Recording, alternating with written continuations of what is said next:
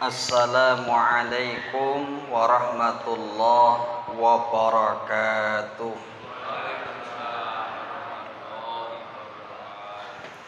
Alhamdulillahi rabbil alamin. Ashhadu an la ilaha illallah wahdahu la syarika lah. Wa ashhadu anna Muhammadan abduhu wa rasul.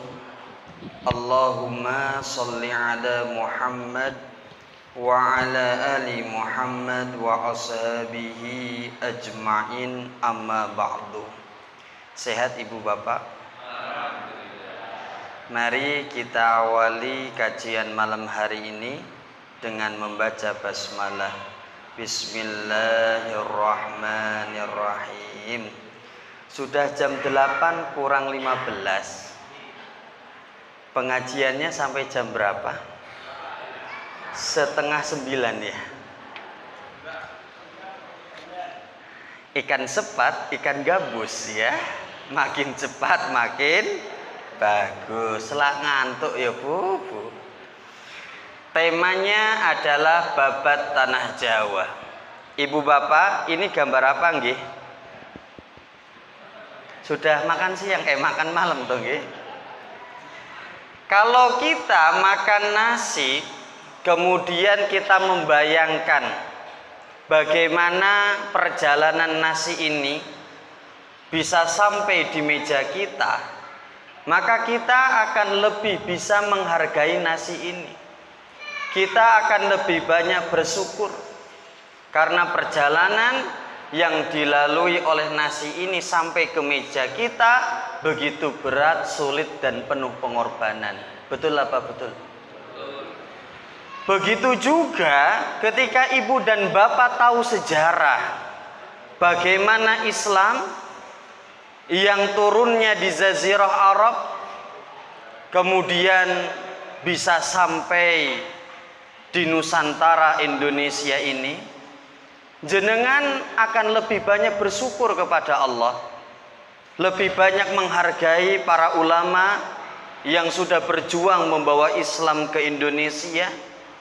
Dan kemudian ketika ada perbedaan di dalam masyarakat, jenengan akan bisa lebih bersikap bijaksana. Itulah tujuan dari materi babat tanah Jawa. Sudah pegel belum? Selonjorkan mawon dulu. Yang pertama, ibu dan bapak, saya sampaikan dulu tentang sejarah Islam bisa masuk ke Indonesia dulu sebagai pondasi berpikir kita. Bahwasannya Islam itu oleh Allah diturunkan di Jazirah Arab kepada Nabi kita Nabi Muhammad sallallahu alaihi wasallam. Ternyata ibu dan bapak yang hadir, ketika Nabi berdakwah di Jazirah Arab, yang isi dakwah itu adalah satu, tauhid, agar manusia itu semuanya hanya beriman, beribadah dan menyembah Allah semata. Nabi berdakwahnya di Jazirah Arab. Ternyata di luar Jazirah Arab itu sudah ada daerah-daerah yang dihuni oleh masyarakat, dan mereka pun sudah memiliki agama, memiliki keyakinan. Bangsa Romawi sudah ada. Mereka beragama mayoritas Nasrani. Ada bangsa Persia sudah berdiri. Penduduknya mayoritas menyembah api, dikenal dengan agama Majusi. Di India itu sudah ada pusat agama Hindu dan Buddha saat itu. Kemudian ada kepercayaan monosaster juga, yang kepercayaan ini sisa-sisa peninggalannya sulit ditemukan. Ketika Nabi berdakwah di Mekah, ibu dan bapak, negeri Cina itu sudah berdiri. Dan orang Cina mereka sudah memiliki agama. Ada Lao Tse, Konfusius, ada Buddha. Sedangkan Nabi saat itu berada di Jazirah Arab menyampaikan agama tauhid, Bapak Ibu. Nah, Ibu Bapak, Nabi Muhammad adalah orang yang cerdas. Beliau resmi diangkat menjadi nabi dan rasul ketika bertahanus di Gua Hira. Kemudian turun Quran surah Al-Alaq ayat 1 sampai 5. Iqra bismi rabbikal ladzi khalaq. Resmi nabi diangkat menjadi nabi dan rasul. Tapi belum mendapatkan SK keterangan untuk berdakwah. Kemudian Allah melanjutkan dengan turunnya Quran surah Al-Mudaththir ayat 1 sampai 7. Ya ayyuhal mudaththir qum fa'anzir. Wahai orang yang berselimut, bangunlah dan berikanlah peringatan kepada orang-orang yang mereka itu tidak yakin dan percaya kepada Allah. Kemudian Nabi semangat menyampaikan dakwah ini. Yang pertama, beliau mengajak keluarganya dulu, istrinya, bestinya. Bahkan Nabi tidak memaksa Ali bin Abi Thalib masuk ke dalam agama Islam. Padahal saat itu Ali posisinya tinggal bersama Nabi Muhammad sallallahu alaihi wasallam. Maka Nabi dan Khadijah suami istri salat, Ali menyaksikan dan melihat ibadah apa ini. Kemudian dijelaskan panjang dan lebar. Kemudian Ali masuk ke dalam agama Islam. La ikraha fid din. Tidak ada paksaan dalam masuk ke dalam agama Islam ini. Kemudian Nabi menyuruh kepada keluarga besarnya atau terahnya yang dikenal dengan Al-Usrah Hasimiyah. Diundang semua keluarganya, diberikan sebuah orasi atau diskusi atau ceramah. Ada yang masuk, ada yang tidak. Kemudian Allah Subhanahu wa taala menurunkan Quran surah Al-Hijr ayat 94. Ayat ini memerintahkan kepada Nabi, "Hei Muhammad, dakwahnya jangan sembunyi-sembunyi. Terang-terangan saja. Fasda bima tu'maru wa 'arid 'anil musyrikin." Ya Muhammad, Allah sudah menurunkan kepada engkau Al-Qur'an, menurunkan perintah, sampaikanlah hal tersebut kepada orang-orang musyrikin yang mereka ini tidak beriman kepada Allah. Beliau tetap semangat ghirah dakwahnya. Dengan konsekuensinya, dirinya, keluarganya akan menjadi sasaran orang-orang kafir Quraisy karena ketidaksukaan mereka. Beliau dakwah di kota Mekah 13 tahun lamanya. Dari usia 40 tahun sampai pindah ke Madinah usia 53 tahun. Beliau memutuskan untuk pindah karena dari hari ke hari sisaannya makin berat. Kemudian datanglah penduduk Madinah yang mereka sudah siap berkorban untuk Nabi. Kemudian Nabi Muhammad berpikir bahwasannya beliau berdakwah di Mekah dianggap sebagai pendusta. Dan keputusan untuk hijrah ke Madinah salah satunya untuk menyelamatkan keimanannya. Maka Nabi Muhammad SAW berbulat hati atas petunjuk dari Allah, kemudian meninggalkan kota Mekah. Kota di mana Nabi dilahirkan, tumbuh kembang dewasa dan mendapat istri pun di kota ini. Dan Nabi sangat mencintai tanah kelahirannya. Dan beliau berkata, "Wallah, innaki la khairu ardillah." Demi Allah, wahai kota Mekah, engkau adalah sebaik-baiknya tanah Allah.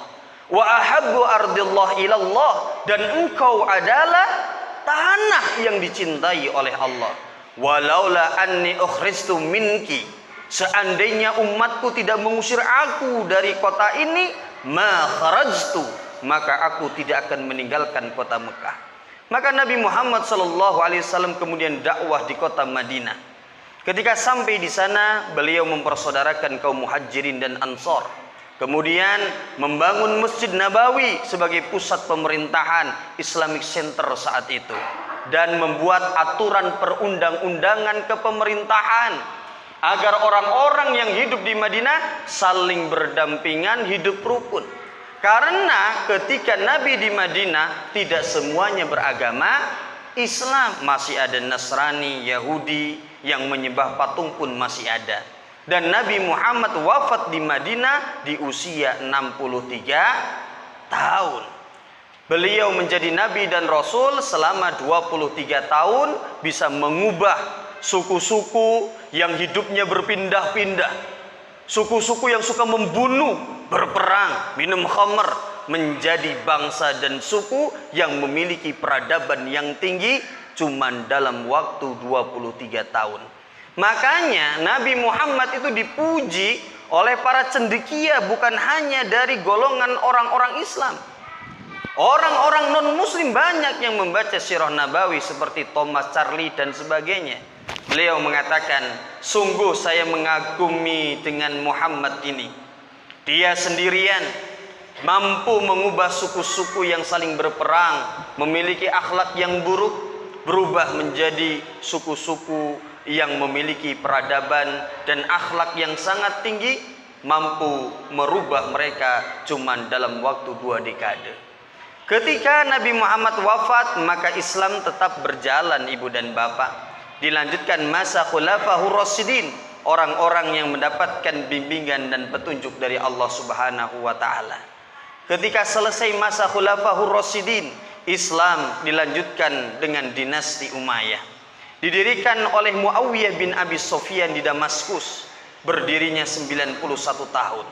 Kemudian selesailah dinasti Umayyah ini, kemudian dilanjutkanlah oleh dinasti Abbasiyah. Berdiri cukup lama, 524 tahun, didirikan oleh Muhammad bin Ali yang memimpin. Saat itu ada 37 khalifah, cukup banyak ibu dan bapak. Dan kemudian yang terakhir adalah Bani Utsmaniyah. Terus bagaimana Islam ini kok bisa masuk ke Indonesia? Islam ini bisa masuk ke Nusantara? Salah satu sejarawan yang bernama Mansur Suryanegara, beliau mengemukakan 3 teori yang kita sudah tahu semua. Dari 3 teori ini, ibu dan bapak yang hadir, diambil kesimpulan Islam itu masuk ke Indonesia abad ke-7, berkembang terus, berlahan tapi pasti sampai abad ke-13. Dan orang-orang yang menyampaikan Islam ke Nusantara dari orang-orang India, dari orang-orang Mesir, bahkan orang-orang Iran. Ibu dan bapak, ternyata di daerah Sumatera Utara, namanya daerah Barus, itu ditemukan sebuah makam dan ada nisannya. Makam ini tertulis, telah wafat di tempat ini yang bernama Syekh Rukunuddin, wafat 48 Hijriah. Kalau tahun 48 Hijriah sudah ditemukan orang muslim yang sampai ke Sumatera, ke Nusantara, berarti menandakan Islam ini sudah mulai masuk ke Nusantara kurang lebih masanya dinasti Umayyah, atau akhir-akhir masa Khulafahur Rasyidin, atau awal-awal masa dinasti Umayyah. Islam ini sudah masuk ke Indonesia. Sampai sini bisa diterima ibu bapak? Udah mumet apa mubeng? Wis simak sik wae lah. Nek kakinya sudah mulai pegal, selonjor ke. Pak, Bu, saya itu sudah ketergantungan memberikan tausiah itu pakai slide. Saya ngisi kajian tanpa slide itu, satu, kalau tempatnya memang tidak representatif, misalnya di rumah atau sebagainya. Yang kedua, ketika ngisi khutbah Idul Adha atau Idul Fitri atau khutbah Jumat. Yang ketiga ya acara-acara seremonial kayak khutbah nikah, walimatun akikoh dan sebagainya. Nah, ketika saya ngisi kajian pakai slide kayak gini, slide saya itu majanan alias free, boleh di-copy, dibawa pulang gratis. Materi babat tanah Jawa, saya membuat slide ini hampir 200 slide, Pak. Jadi boleh di-copy, boleh dibawa pulang. Ini sekedar just info. Lanjut lagi nggih. Nah, ketika Islam sudah mulai masuk ke Indonesia, orang-orang Islam ini harus berhadapan dengan orang Indonesia yang mereka ternyata sudah memiliki keyakinan, ibu bapak. Mereka sudah memiliki dinamisme dan animisme, percaya terhadap roh nenek moyang, percaya terhadap bintang, bulan, batu dan pohon. Dan ketika orang-orang Islam masuk ke Nusantara, orang-orang Nusantara ini, mereka sistem kepemerintahannya berbasis kesukuan. Contoh misalnya ada orang Baduy di Jawa Barat, kepala sukunya ya ketuanya. Belum ada sistem kerajaan saat itu, Bapak Ibu. Ternyata ketika orang-orang Islam masuk ke Nusantara, bukan hanya animisme dan dinamisme. Orang-orang Islam, para dai ini harus berhadapan dengan orang-orang yang sudah banyak memeluk agama Buddha dan agama Hindu. Agama Buddha pusatnya di Jawa Barat, di Kerajaan Tarumanegara. Sedangkan agama Hindu pusatnya di Jawa Timur, di Kerajaan Majapahit. Bayangkan tantangan dakwahnya begitu besar. Pak Dede, bagaimana agama Hindu dan Buddha bisa masuk ke Indonesia? Ada 4 teori, ibu bapak. Teori Brahmana, teori Ksatria, teori Waisa, dan teori arus balik. Yang pertama adalah teori Waisa. Teori ini mengatakan agama Hindu dan Buddha bisa masuk ke Indonesia dibawa para pedagang India, Bapak Ibu. Dan teori ini dikemukakan oleh N.Z. Krum. Dia bercerita bahwasannya itu adalah pulau India. Orang India itu menggunakan kapal berlayar melewati lautan, sampailah mereka di Sumatera. Ibu dan bapak, karena dulu belum ada pesawat, menggunakan kapal ini menggunakan layar itu bergerak kalau ada hembusan angin. Maka ketika orang-orang India sudah sampai di Sumatera, mereka mau balik lagi ke India, mereka harus menunggu musim angin yang membawa kapalnya bisa sampai ke India. Sambil nunggu musim angin itu datang, orang-orang ini tinggal di Sumatera, ada yang menikah dengan pribumi, ada yang mulai mengajarkan keyakinannya di Sumatera. Inilah teori pertama bagaimana agama Hindu dan Buddha bisa masuk ke Nusantara. Teori yang kedua adalah teori Brahmana. Teori ini mengatakan agama Hindu dan Buddha disampaikan oleh para pemeluk agama Hindu Buddha atau para ustadz-ustadznya. Kok bisa mereka bisa sampai Nusantara? Ternyata mereka diundang oleh raja-raja yang saat itu sudah berdiri di Pulau Jawa. Mendapatkan kiriman surat, kemudian dikirimlah beberapa kiainya Hindu Buddha dan mengajarkan agama Hindu Buddha di Pulau Jawa. Inilah teori yang kedua, teori Brahmana. Teori yang ketiga disebut teori Ksatria. Teori ini mengatakan yang menyebarkan agama Hindu dan Buddha adalah para Ksatria. Ternyata ibu bapak, di India juga terjadi peperangan. Tentara-tentara pasukan yang kalah, mereka diusir dari India. Saya suaranya keras kayak gini masih ngantuk, Bu. Tiba semangat loh, Bu. Diusir dari India, ada yang berlayar sampai Nusantara, kemudian mereka menyampaikan agama Hindu dan Buddha di Nusantara, ibu bapak. Dan yang terakhir yaitu teori arus balik. Teori arus balik ini menjelaskan bahwasannya para pemuda-pemuda yang hidup di Pulau Jawa ada yang diutus ke India untuk belajar ilmu agama Buddha dan Hindu. Ketika sudah menguasai, mereka balik lagi ke Nusantara, kemudian menyampaikanlah ajaran agama Hindu dan Buddha. Itulah 4 teori bagaimana agama Hindu dan Buddha bisa masuk ke Indonesia. Bisa diterima? Akibat masuknya agama Hindu dan Buddha itu menimbulkan beberapa kerajaan yang bercorak Hindu dan Buddha, ibu bapak.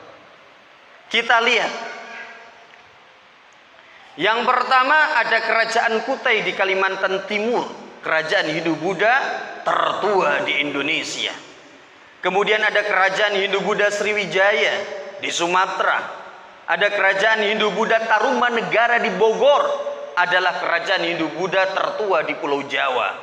Ada kerajaan Pajajaran, ada kerajaan Mataram kuno, kerajaan yang membangun candi Borobudur.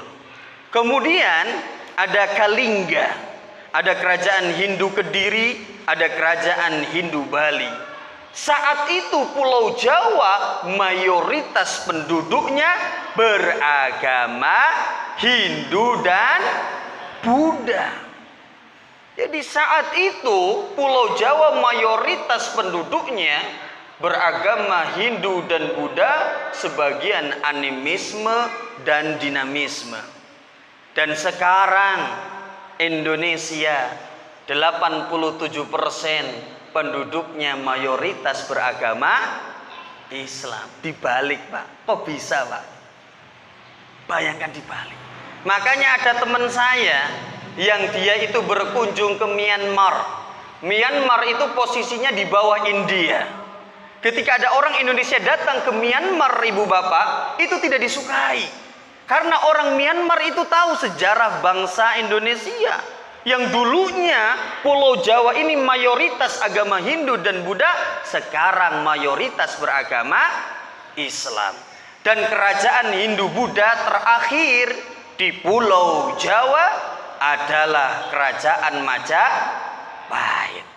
Akibat ada agama Hindu dan Buddha masuk ke Nusantara, maka ada beberapa kebudayaan yang sampai detik ini masih dilestarikan, Bapak Ibu. Contohnya padusan. Emangnya dari mana padusan asal usulnya, Pak? Dari Islam. Ternyata padusan ini ajaran agama Hindu dan Buddha. Karena orang Hindu dan Buddha itu salah satu ajarannya adalah mensucikan diri dengan mandi di sumber atau mata air, Bapak Ibu. Makanya orang-orang India pengen mensucikan dirinya, mereka mandinya di sungai Gangga. Coba kita lihat videonya. Mencerminkan keyakinan umat Hindu bahwa sungai Gangga lah yang menjadi sumber kehidupan bagi mereka. Makanya, kebanyakan orang Hindu di India melakukan seluruh ritual keagamaan di atas sungai Gangga. Mulai dari ritual perorangan seperti Holidim yang dilakukan di kota Varanasi, hingga acara keagamaan besar seperti Kumbh-mela yang baru-baru ini menjadi klaster COVID-19 baru. Nah, selain itu, saking sakralnya sungai ini,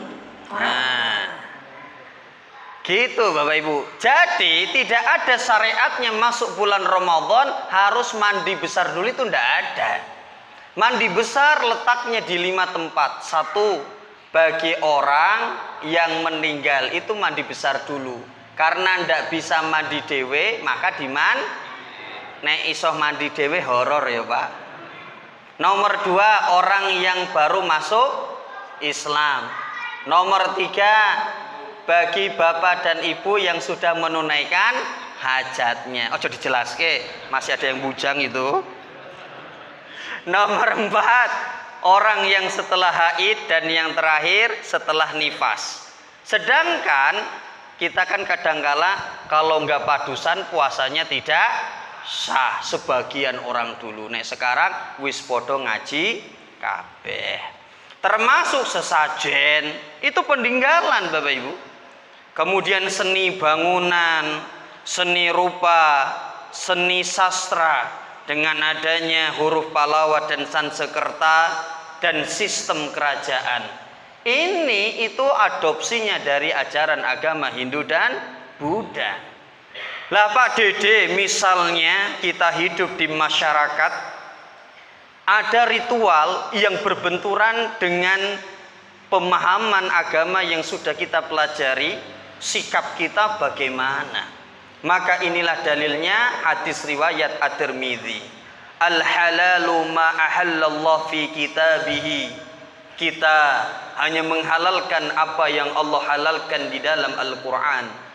Wal haramu ma harramallahu fi kitabihi, dan kita juga hanya mengharamkan apa yang Allah haramkan di dalam Al-Qur'an. Kemudian Islam masuk jebret. Abad ke-7 berkembang pelan tapi pasti sampai abad 14 dan umat Islam menjadi mayoritas sekarang di Indonesia. Kenapa Islam bisa berkembang dengan pesat? Ada 5 faktor ibu bapak.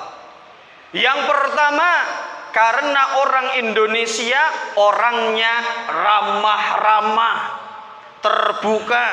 Kalau saya ngisi daerah Blakung Barat Simo atau ngisi daerah Tawangmangu, selesai kajian ibu bapak, ada jamaah bilang, Pak Dede, monggo pinarak mampir ke rumah, nginep juga ndak apa-apa. Padahal baru ketemu. Bayangkan saking ramahnya orang Indonesia. Coba jenengan ke Finlandia, ke Jerman, itu orangnya sangat tertutup. Kalau ada orang asing, iki sopo. Kalau orang Indonesia itu ramah-ramah. Yang nomor 2, kenapa Islam bisa diterima di Indonesia berkembang pesat? Karena syarat masuk Islam begitu mudah. Cukup mengucapkan 2 kalimat syahadat. Syaratnya gampang. Nomor 3, kenapa Islam berkembang pesat? Karena ritual ibadah di dalam Islam itu sangat gampang, gratis, rasa bayar, sehari 5 kali datang ke masjid. Dan yang keempat ini, kenapa Islam bisa diterima di Indonesia dengan baik dan berkembang pesat? Karena di dalam Islam tidak ada sistem kasta, ibu bapak. Di dalam agama Hindu dan Buddha, orang-orang itu dikelompokkan. Ada Brahmana, yaitu kelompok orang-orang ahli agama. Ada Ksatria, orang-orang pejabat, adipati, tentara, jenderal. Ada kaum Waisya, mereka para pebisnis, para pedagang. Dan kaum Sudra, kaum yang rendah sendiri. Kalau jenengan buka di YouTube, kaum Sudra yang hidup di India, mesake banget pak. Hidupnya di trotoar, pakai tenda-tenda. Makanya kaum Sudra ini tidak mungkin bisa menjadi pejabat Bapak Ibu, karena sudah dikelompokkan di dalam agama Hindu dan Buddha. Dan di dalam agama Islam orang enek kaya ngene Bapak Ibu, inna akramakum indallahi atqakum. Nek mulia, takwa pasti mulia. Dan yang nomor 5, kenapa Islam bisa berkembang dengan pesat? Yang kelima adalah jasanya para ulama. Saya bagi menjadi 2 kloter ibu dan bapak. Yang pertama adalah ulama perintis, ulama babat alas. Jadi mereka ada yang sebagai pedagang, kemudian sampailah di Nusantara, bertemu dengan orang-orang Indonesia ramah-ramah, baik-baik. Maka para pedagang yang berilmu ini ketika kembali ke daerah-daerah Islam, itu menyampaikan kepada amir yang saat itu berkuasa. Ternyata kekuasaan Islam saat itu dipegang oleh Sultan Muhammad I. Kisah ini ditulis dalam kitab Kanzul Hum oleh Ibnu Battuta. Kalau jenengan tidak percaya, bisa dilihat di YouTube babat Tanah Jawa, bagaimana Islam masuk ke Indonesia. Ustadz Adi Hidayat menjelaskan kurang lebih plek-ketiplek sama Bapak Ibu. Nah, ketika para pedagang tadi selesai sampai di Nusantara, mereka kembali ke daerahnya menyampaikan kepada Sultan, wahai Sultan, kami sampai di Nusantara, orangnya ramah-ramah, baik-baik. Kalau kita berdakwah di sana menyampaikan Islam, maka akan mudah diterima dan mudah berkembangnya. Maka 9 orang pertama asli semua orang Arab Bapak Ibu. Inilah yang dikirim oleh Sultan Muhammad I. Salah satunya Maulana Malik Ibrahim. Bukan hanya pandai ilmu agama, beliau seorang ahli tata negara. Maulana Malik Ibrahim ini naik kapal, kemudian sampailah di Gerwarasi, yang kita kenal sekarang apa? Gresik. Sampai di Gresik, di Jawa Timur, saat itu masih dipegang oleh kerajaan terakhir Hindu-Buddha, yaitu kerajaan Majapahit yang rajanya bernama Raden Brawijaya. Maka Maulana Malik Ibrahim ini dengan hikmah menyampaikan kepada Raden Brawijaya menawarkan Islam. Tapi Raden Brawijaya, nyuwun ngapunten, saya belum begitu tertarik dengan Islam. Maka ditolaklah Maulana Malik Ibrahim ini. Ketika mau pulang, Raden Brawijaya melihat karismanya Maulana Malik Ibrahim. Karena beliau bukan hanya ahli agama, tapi ahli tata negara.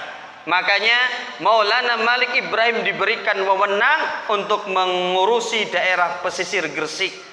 Dan Maulana Malik Ibrahim diberi tanah di sana yang dikenal dengan Desa Gapura.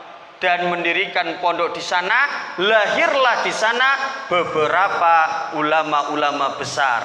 Yaitu rintisan awal dai kloter pertama Syekh Maulana Malik Ibrahim.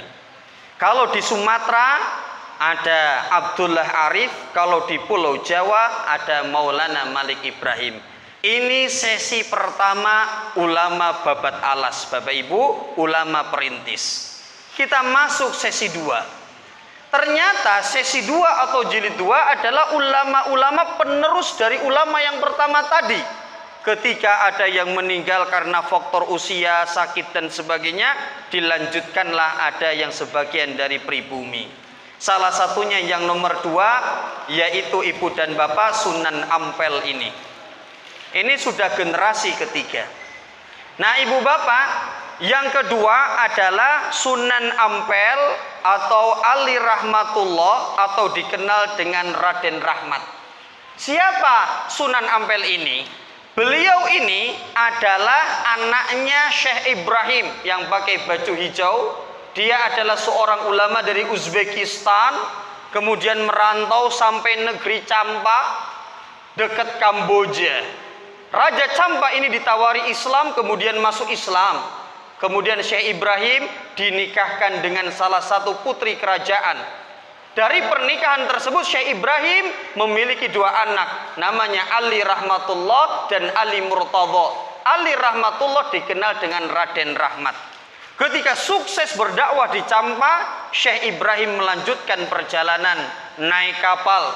Syekh Ibrahim didampingi Abu Hurairah, salah satu anaknya Raja Champa, dan didampingi 2 orang anaknya Syekh Ibrahim, Rahmatullah dan Murtadha. Ketika meninggalkan negeri Champa, Syekh Ibrahim ini mendarat di Pulau Sumatera, ibu bapak.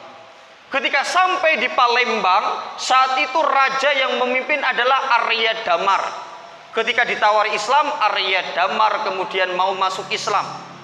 Berhasil dakwah di sana, kemudian Syekh Ibrahim melanjutkan dari Palembang naik kapal menuju Tuban.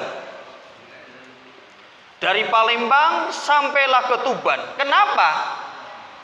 Syekh Ibrahim ini direpot-repotkan pengen sampai ke Pulau Jawa menuju Tuban dan menuju Majapahit. Ternyata ibu bapak, Raden Brawijaya V itu memiliki istri seorang perempuan, dan perempuan ini adalah Ratu Champa, masih keturunan dari kerajaan Kamboja. Makanya ibu dan bapak, Syekh Ibrahim dan kelompoknya mereka tetap OTW ya. Dari Palembang tetap sampai ke Majapahit. Sampai di daerah Majapahit dekat Tuban sini, Syekh Ibrahim kemudian meninggal. Perjalanan dilanjutkan oleh 3 orang tadi, anaknya Syekh Ibrahim, Raden Rahmat, Ali Murtadha dan Abu Hurairah. Ketika sampai di Majapahit, Raden Rahmat ini mendatangi Raden Brawijaya. Dan Raden Brawijaya tahu Raden Rahmat ini masih ada keluarga dengan dia, masih ada kolega, karena istrinya Raden Brawijaya itu masih ada saudara dengan Raden Rahmat. Singkat cerita, ditawar Islam belum begitu mau. Lalu Raden Brawijaya ini bilang kayak gini, Mas, Raden Rahmat, Ali Murtado dan Abu Hurairah, sudah kamu tinggal di Majapahit saja, di kerajaan saya.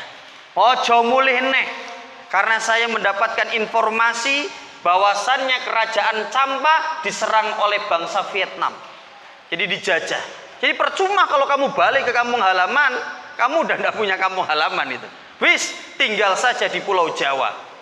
Karena Raden Brawijaya tahu Raden Rahmat ini bukan hanya alim tapi berilmu juga, maka Raden Rahmat diberikan sebuah amanah menjadi imam di daerah Ampel Denta, Surabaya. Ketika sampai di Surabaya, saat itu Surabaya dikuasai Adipati Arya Lembusuro. Dia ini sudah masuk Islam akibat dari Sunan Gresik yang pertama tadi, ulama pertama. Jadi sudah masuk Islam. Singkat cerita, Raden Rahmat ini ketika berada di Ampel Denta, dia semangat mendakwahkan Islam sampai membuat pondok di Surabaya. Namanya daerah Ampel Denta.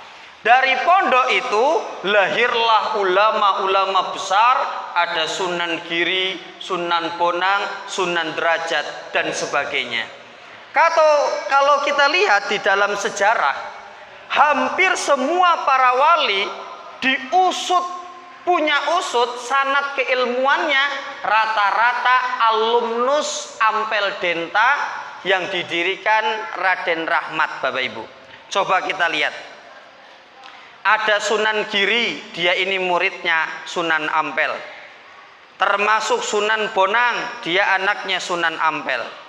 Semua para wali alumnus Ma'had Ampel Denta kecuali dua orang ini. Ada Sunan Gresik karena beliau Maulana Malik Ibrahim langsung dari orang Arab, dan Sunan Kudus itu bukan alumnus dari Ma'had Ampel Denta. Sunan Kudus ini atau Ja'far Shadiq belajar ilmunya kepada Kiai Tlingsing, seorang ulama dari Cina. Jadi ibu bapak yang insya Allah dirahmati oleh Allah, para wali itu adalah dai seperti biasa pada umumnya. Termasuk Sunan Kalijaga, ini penting. Sunan Kalijaga atau Raden Mas Said yang sekarang namanya dijadikan nama Universitas IAIN Surakarta. Kalijaga bukan jaga kali nganti lumutan, Pak. Karena kita terdoktrin oleh film yang disajikan televisi, bukan kayak gini, Pak.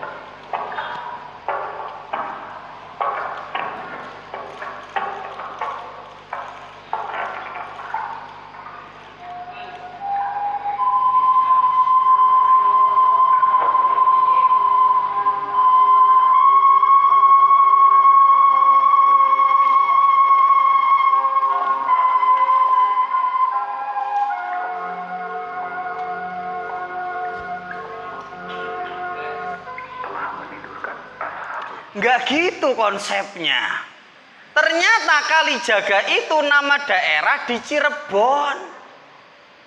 Bahwasannya ibu dan bapak dalam Atlas Wali Songo yang ditulis oleh Agus Sunyoto, beliau mengatakan ketika Raden Rahmat atau Sunan Kalijaga selesai nyantri dengan Sunan Bonang, selesai nyantri dengan Sunan Ampel, diberikan tugas dakwah dari pondok. Kemana? Ke daerah di Cirebon yang namanya Kalijaga. Makanya bertahun-tahun berdakwah di sana, beliau disebut Sunan Kalijaga. Sunan itu susuhunan, orang yang bisa dimintai nasihat. Jadi kalau Sunan Kalijaga, orang yang bisa dimintai nasihat yang berasal dari daerah Kalijaga. Makanya fas'alu ahli dzikri in kuntum la ta'lamun. Kalau kita tidak tahu suatu urusan, maka bertanyalah kepada orang yang ahli dan memiliki ilmu. Begitu Bapak Ibu. Nah, Ibu Bapak yang insya Allah dirahmati oleh Allah, jadi para wali ini adalah komunitas dakwah. Kayak Kiai Haji Ahmad Dahlan mendirikan Muhammadiyah di Yogyakarta. Dari sana kemudian berkembang sampai seluruh Indonesia. Seperti Kiai Haji Hasyim Asy'ari mendirikan NU di Surabaya. Dari sana kemudian menyebar ke seluruh Indonesia. Wali Songo juga sama, komunitas dakwah yang mereka ini niat menyampaikan tauhid. Titik sampai sana Bapak Ibu. Dan termasuk alumnus dari Ampel Denta, ternyata di sana ada anaknya Raden Brawijaya V yang menikah dengan Ratu Campa. Bocil ini siapa namanya? Raden Fatah Bapak Ibu. Raden Fatah ini anaknya Raden Brawijaya V dan alumnus Mahat Ampel Denta. Raden Fatah ini selain santri, beliau menantunya Sunan Ampel, pendiri pondok Ampel Denta. Ketika kerajaan Majapahit mulai goyah gara-gara terjadi perang saudara, maka bapaknya Raden Brawijaya ngomong, "Leh, Cah Bagus, kerajaan bapak kayaknya sudah mau runtuh. Kowe tak kei warisan yo Cah Bagus. Kamu tak kasih warisan daerah pesisir pantai yang dikenal dengan Demak Bintoro." Maka Raden Fatah Nadi OTW menuju tanah warisan yang diberikan bapaknya, yaitu Demak Bintoro. Ingat Bapak Ibu, Raden Fatah itu alumnus mana? Ma'had Ampel Denta. Koncone berarti wali-wali kabeh. Nek zaman saiki tinggal bikin grup WA alumnus panah Ampel Denta. Bro, aku dapat tanah warisan iki dari bapak. Ayo mendirikan Islamic Center di sini. Kemudian ngechat konco-koncone teko kabeh. Bikinlah di sana kerajaan Islam pertama, kerajaan Islam Demak, dan berdirilah Masjid Agung Demak yang di dalamnya ada 4 tiang utama yang memiliki filosofi 4 tiang ini, yaitu 4 sumber hukum Islam. Yang pertama Al-Quran, yang kedua hadis, yang ketiga ijma ulama, dan yang keempat adalah qiyas. Dari sinilah kemudian menyebar Islam ke seluruh Indonesia. Seperti itu ceritanya Ibu dan Bapak. Sampai sekarang Islam menjadi agama mayoritas, dilanjutkan mulai adanya organisasi Muhammadiyah, ada Nahdlatul Ulama, ada MTA, mulai banyak, semuanya niatnya berdakwah. Seperti itu Bapak Ibu. Sudah jelas apa Bang ini? Sudah 8:30 Ibu dan Bapak. Inilah sisa-sisa peninggalan kerajaan Islam, salah satunya Masjid Agung Demak yang didirikan oleh Raden Fatah. Raden Fatah ini santrinya Sunan Ampel plus menantunya Sunan Ampel, dan Raden Fatah ini anaknya Raden Brawijaya V, raja terakhir Majapahit Bapak Ibu.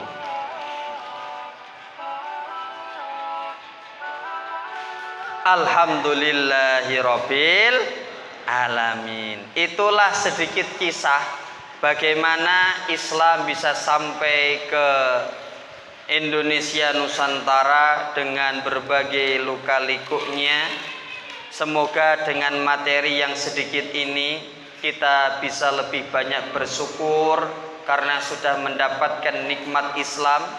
Dan yang kedua, kalau kita melihat ada perbedaan di masyarakat, kita bisa bersikap dengan lebih bijaksana Bapak Ibu. Monggo sebelum saya akhiri, saya buka sesi pertanyaan karena sudah jam 8:30. Ini Pak Takmir jamnya telat 5 menit ya. Nah, ada Ibu Bapak, monggo. Monggo kepada jemaah yang ada bertanya. Ibu, Bapak, silakan.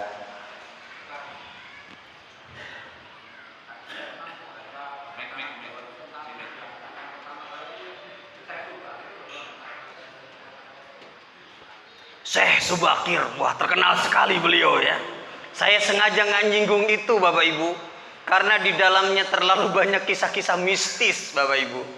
Nah Ibu dan Bapak yang insya Allah dirahmati oleh Allah, saya diskusi dengan Ustadz Ansori, beliau alumnus dari Al-Azhar Kairo Mesir, tentang Syekh Subakir ini. Tidak semuanya salah dan tidak semuanya benar juga.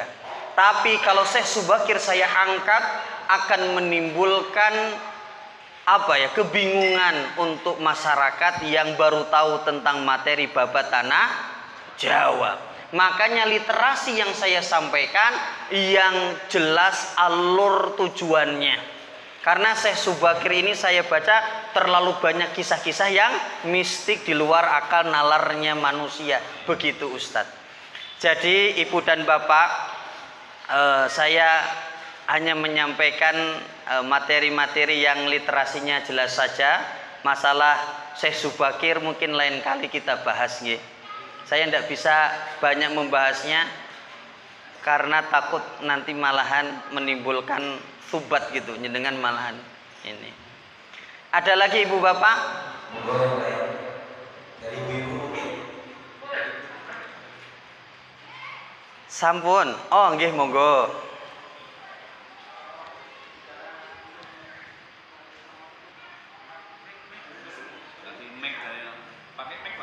Nggih, nggih. Nggih.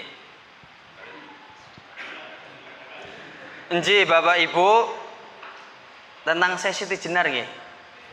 Nah, ini banyak sekali ya masalah-masalah yang seperti itu. Yang pertama saya nggak bisa jawab Bapak Ibu. Pokoknya saya akan menyampaikan yang saya paham. Yang jenengan tanyakan saya belum nyampe ilmunya, jadi saya belum bisa jawab. Gitu Bapak Ibu. Jadi saya tidak bisa jawab.